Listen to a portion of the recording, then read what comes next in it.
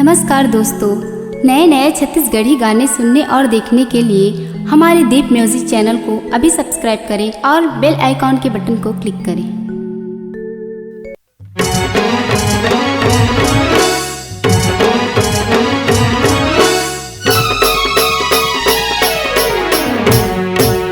खेड़ा के मेला मसारी मैं तोला घुमा हुओ। दाम खेड़ा के मेला मसारी मैं तोला घुमा हुओ। आनी बानी के खई खजानी, आनी बानी के खई खजानी तोला खवा हुओ।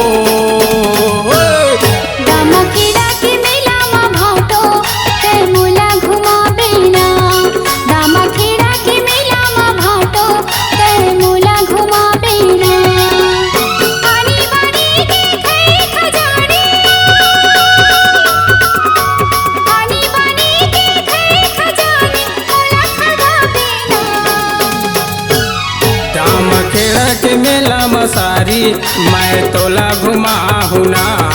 दामा खेड़ा के मेला मसारी मैं तोला घुमा हुना।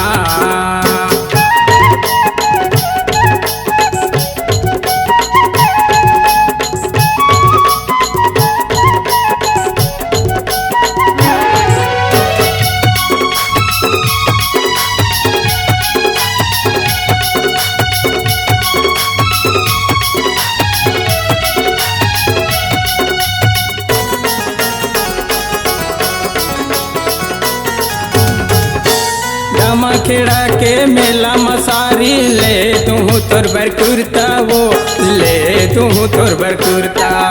शादी हो के तय जाबे वो सारी रखबे मोर सुरता वो, रखबे मोर सुरता।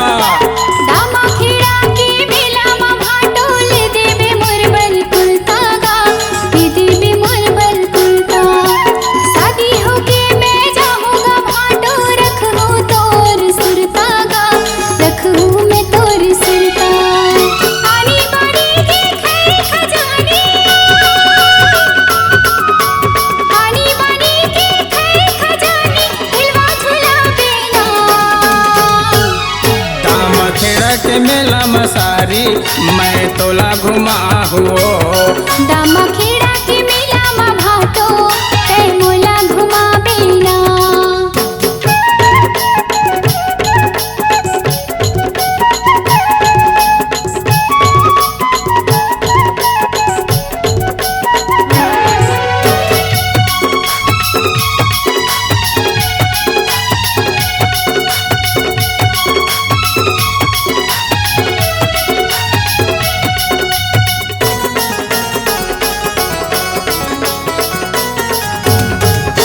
दामा खेड़ा के मेला मसारी आ जाना मोरे पास माँ, आ जाना मोरे पास माँ।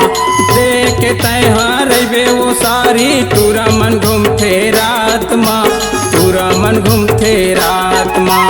दामा खेड़ा के मेला मा भाटो लेते पे मोर बर साड़ी गा, लेते पे मोर बर साड़ी। रखबे मोर सुरता भाटो आहू मैं हाँ काली का, आहू मैं हाँ काली। आनी बानी के खई खजानी, आनी बानी के खई खजानी मोला खवा बेना। दामा खेड़ा के मेला मसारी मैं तोला घुमा हुओ। दामा खेड़ा के मेला मा भाटो तै मोला घुमा बेना। आनी बानी के खई खजानी, आनी बानी के खई खजानी तोला खवा हुओ। दामा खेड़ा के मेला मा भाटो मोला ढिलवा झूला बेगा। दामा खेड़ा के मेला मसारी मैं तोला घुमा हुओ।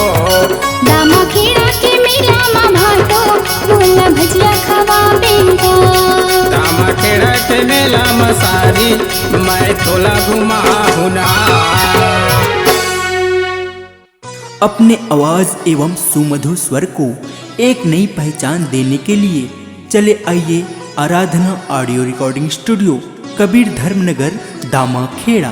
Mobile number 7067046464 9753451493।